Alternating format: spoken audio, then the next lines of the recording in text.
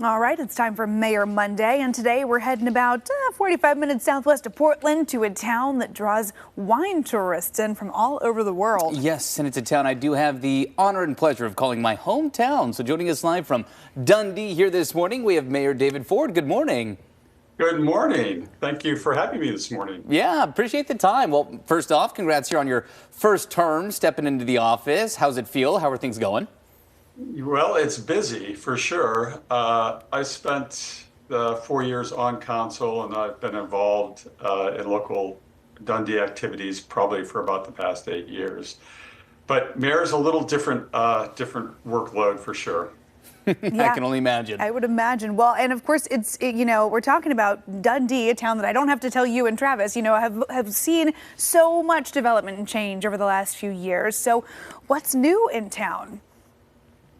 Well, we have seen some change, but the reality is there's going to be a lot more change in the next 3 to 5 years for sure. And part of it's driven by the local communities and business. We are going to see some development of the downtown core, and we're very excited about that. We have at least one and maybe two new hotel complexes that are going to be building in the downtown core. We're very excited, and I've been working for a number of years now on working with the state legislature, with the governor's office, and with our federal representatives to get the appropriate funding for us to finish the Newburgh-Dundee bypass, which is partly complete but needs more work.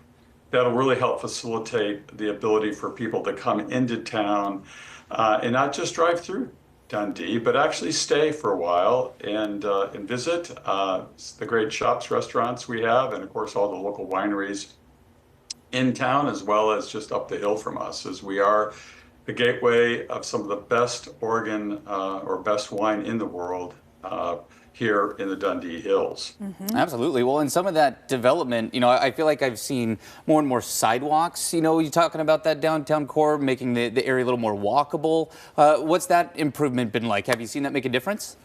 Well, I think it is making a difference. Last year we hosted the third Thursday here in Dundee, which is intent to be able for people to walk around town, visit wineries. We had artists and music. We plan to do that again this year as well.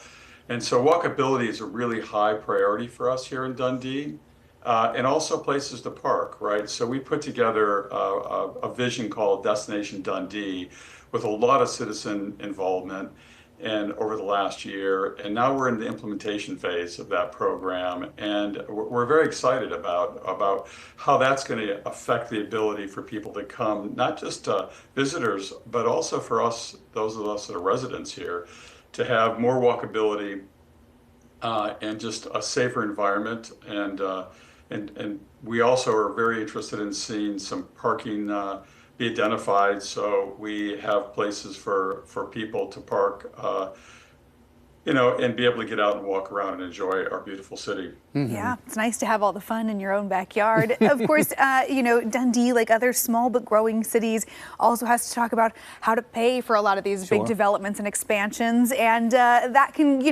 be a little bit of a give and take when you're looking at taxes and where to budget. So what kinds of issues are you anticipating or that we're trying to work on in this growth? Well, we, as all small cities know, we have all sorts of challenges related to our funding mechanisms. Public safety is a high priority of mine as mayor, and maintaining our public safety is so important, not only again for the residents and also for all those that visit the area. Fire departments are expensive to operate. We have a great fire department here. We also share our police with Newburgh, which is a fantastic arrangement. But it does cost money, and so we're looking at ways to be able to afford upgrading things like fire trucks and maintaining a full-time staff so we can actually provide 24/7 service to our citizens. It's a challenge. I think the other piece of this is as we grow, you may know that Dundee has some of the most open area for growth for housing in Yamhill County. Mm-hmm. The area from 99 down to the river is called the Riverside District. And that's where the new grade school was built last year, which is open and operating, and it's a beautiful facility. And so we expect a lot of growth in that area as it's part of the city district. However, we need to do upgrades to our sewer. We need to do upgrades to our water capacity to allow that growth to move forward. So those are challenges that we're facing. But as mayor, I've identified 4 different work groups of members of council to really dig into these issues so we can make some good progress here in the next few years. Yeah, that's great. I mean, that's out of town too. For those that hadn't seen it, the Newburgh-Dundee bypass gives you a little glimpse of that side of the town there if you're making your way out. And that is something we will continue to keep tabs on as well. Yeah, lots to follow in the years to come. Mayor, really do appreciate your time here. Thanks for joining us on AM Extra. Hey, before we go, just a reminder to all your visitors or all your viewers that June 13th, Destination Dundee,